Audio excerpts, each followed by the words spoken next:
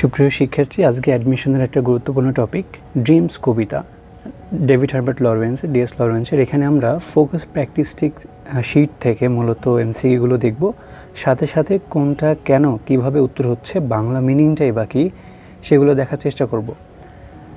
এখানে দেখতে পাচ্ছ যে এখানে মূলত আমার যে মূল টেক্সট বইটা সেটা কিন্তু রাখা আছে। দেখো, ড্রিমস ডিএস লরেন্সের। ঠিক তেমনই তার সাইডে আর একটা আছে ফোকাসের প্র্যাকটিস শিট, এই ইউনিটটার উপরে ডেডিকেটেড যে প্র্যাকটিস শিটটা আছে সেটা। সো আমরা দেরি না করে টপিকে চলে যাই। আমরা এখানেও দেখছি এটা কিন্তু লরেন্সের।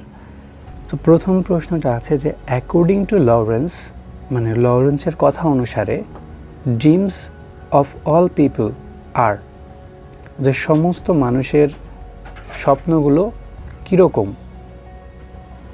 ঠিক আছে, তুমি যদি এই কবিতার প্রথম লাইনটা পড়ো, লক্ষ্য করো যে all people dream but not equally.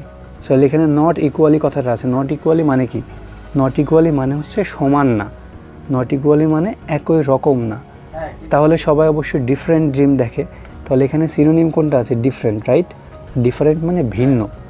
বাকিগুলো যদি ব্যাখ্যা করি, সিমিলার মানে মিল আছে, ঠিক আছে। ক্লোজার্স মানে কি? ক্লোজার্স এখানে সব থেকে কাছের কথা, ঠিক আছে। এর বাইরে দেখো ডে ড্রিমার্স মানে যিনি দিনে স্বপ্ন দেখে, দিবা স্বপ্ন। ও দুঃখিত, পরের এখানে ইকুয়াল আছে মানে সমান। তাহলে এই জায়গাতে যদি আমরা লক্ষ্য করি, লেখাটা যদি একটু ক্লিয়ার লিখি তাহলে দেখে তোমাদের জন্য বুঝতে সুবিধা হবে। সো আমাদের মূল মিনিং অনুসারে আমরা বিষয়গুলো দেখব। তাহলে আমরা দেখলাম এখানে ইকুয়াল মানে হচ্ছে সমান, ডিফারেন্ট মানে ভিন্ন, যেটা নট ইকুয়ালির সাথে সম্পর্কিত। নট ইকুয়ালি মানে কি? যেটা মানে একইভাবে না। তাহলে এখানে সঠিক উত্তরটা হবে ডিফারেন্ট। পরের প্রশ্নটা দেখো যে হু আর দ্য ডেঞ্জারাস পিপল। এখানে সুন্দর করে এই লাইনটা লক্ষ্য করো, এই রেফারেন্সের লাইনটা প্লিজ লক্ষ্য করো। এখানে বলা আছে dreamers of the day are dangerous people. তার মানে কারা? যারা যে মানুষগুলো স্বপ্নগুলো দিনে দেখে। দিনের স্বপ্ন বলতে মানুষ মূলত সেই স্বপ্নগুলো যেগুলো মানুষ তার ভবিষ্যৎ প্ল্যান করতে পারে, মানে করার জন্য করে। তাহলে এখানে বলছে who are the dangerous people. Option দেখো, প্রথমেই আছে হচ্ছে ডেঞ্জারাস পিপল, মানে ডে ড্রিমার্স যারা। তাহলে এখানে ড্রিমার্স অফ দ্য ডে একই বিষয়, ডে ড্রিমার্স বা ড্রিমার্স অফ দ্য ডে, দিনের যিনি স্বপ্ন দেখেন। তো এখানে এই নম্বর হবে সঠিক উত্তর। বাকিগুলো নাইট ড্রিমার্স মানে যারা রাতে স্বপ্ন দেখে, রাতে স্বপ্ন দেখার যে মানুষগুলো তাদেরকে ডেঞ্জারাস বলা হয় নাই। অল ড্রিমার্স মানে নাইট ড্রিমার্স বা ডে ড্রিমার্স একসাথে তো হবে না, বাকিগুলো তো কন্টেক্সচুয়ালি ঠিক নাই। ঠিক আছে,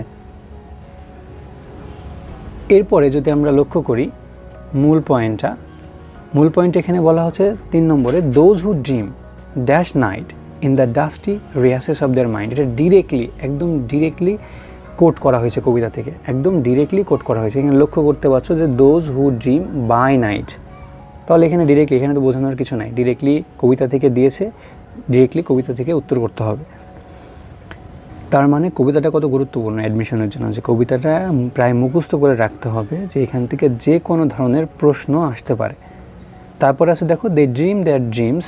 তাহলে এখানে বলছে যে ড্রিমস ইজ ইউজড অ্যাজ, এইখানে দেখো ড্রিমস প্লুরাল আছে না, লক্ষ্য করো এখানে কিন্তু ড্রিমস প্লুরাল, তার মানে পরের ড্রিমের কথা বলছে। তার আগে কি দেয়ার হচ্ছে ডিটারমিনার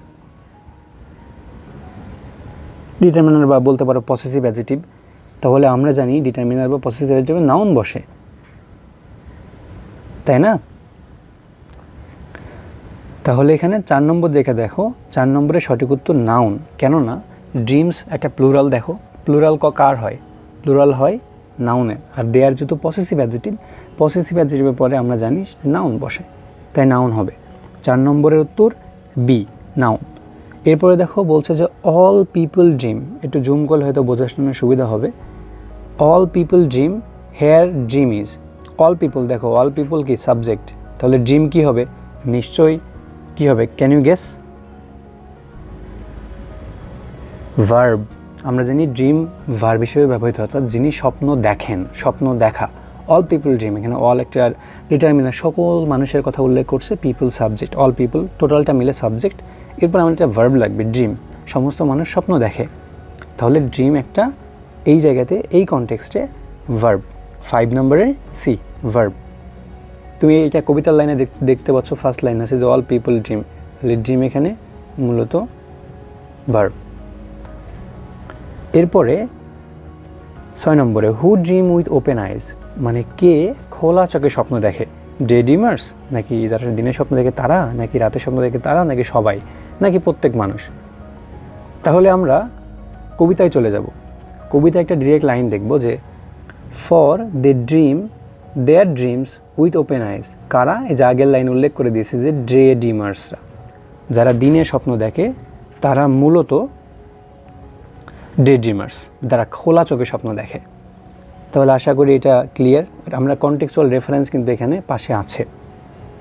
7 নম্বরে ইট ওয়াজ ভ্যানিটি, হেয়ার ভ্যানিটি ইজ, এখানে ভ্যানিটিটা কি, ইট ওয়াজ ভ্যানিটি বলা হয়েছে। আমরা যদি লক্ষ্য করি মূল কবিতাতে যে wake in the morning to find that it was a vanity, তাহলে ভ্যানিটি মূলত একটা শব্দ যেখানে দেখো লিঙ্কিং ভার্ব ওয়াজের পরে ব্যবহার করা হয়েছে, লিঙ্কিং ভার্ব ওয়াজের পরে ব্যবহার করা হয়েছে। তাহলে এখানে ভ্যানিটিটা এক্স্যাক্টলি অহংকারকে বোঝায়। ঠিক আছে, তো এইটা মূলত নাউন হিসেবে ব্যবহৃত। 7 বি নাউন, ভ্যানিটি একটা noun. Day dream their dreams, here the word dreams use, দেখো এটা কিন্তু আবার আসছে যে পরের যে ড্রিমস প্লুরালটা আছে সেটা কি, এটা আমি আগের কন্টেক্সচুয়ালি এই যে এই প্রশ্নের সাথে 4 নম্বরের সাথে 8-এর কিন্তু হুবহু মিল আছে, সেক্ষেত্রে নাউন হবে।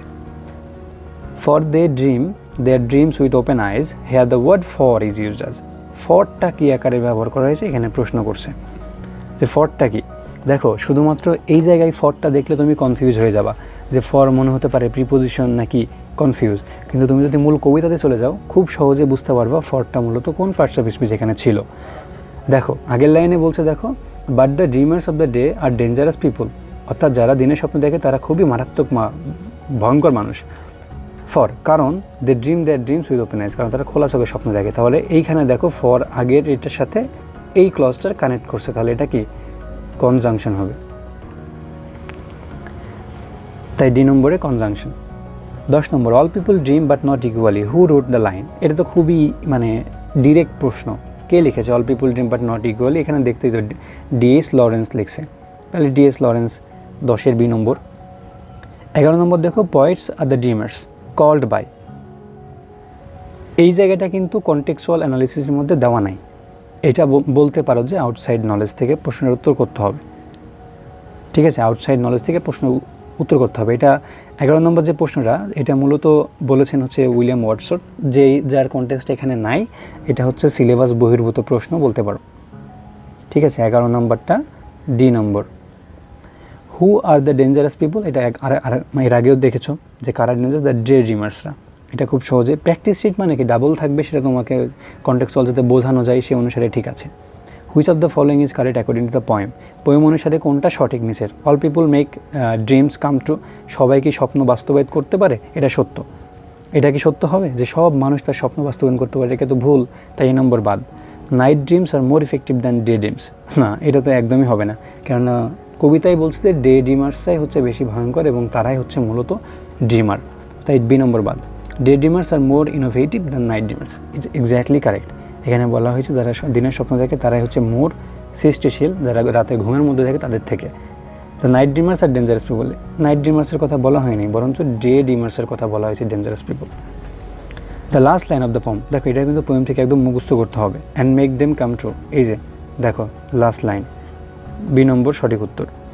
In the poem the poet seems to be advocate of dash, মানে কী খুঁজতেছিলেন আসলে কবি এই কবিতাতে, ডে ড্রিমার্সকে খুঁজতেছিলেন নিশ্চয়ই, এখানে বলেই দিয়েছে যে make them true, day dreamers অনেক ডেঞ্জারাস, তারা খোলা চোখে স্বপ্ন দেখে এবং তারা সেটাকে বাস্তবায়িত করে।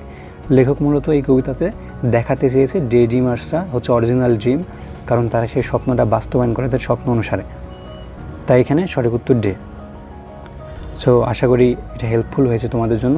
So thank you very much for watching.